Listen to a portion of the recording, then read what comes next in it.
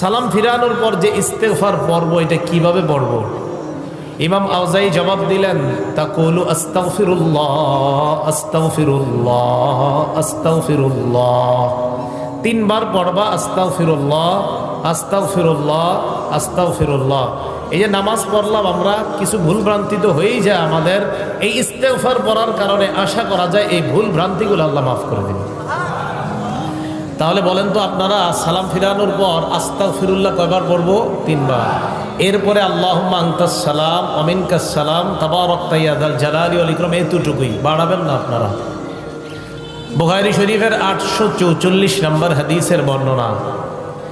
এই হাদিসের মধ্যে আসছে নবীজি সালাম ফিরানোর পর নবীজি পড়তেন, লা ইলাহা ইল্লাল্লাহু ওয়াহদাহু লা শারীকা লাহ লাহুল মুলকু ওয়া লাহুল হামদু ওয়া হুয়া আলা কুল্লি শাইইন কাদির।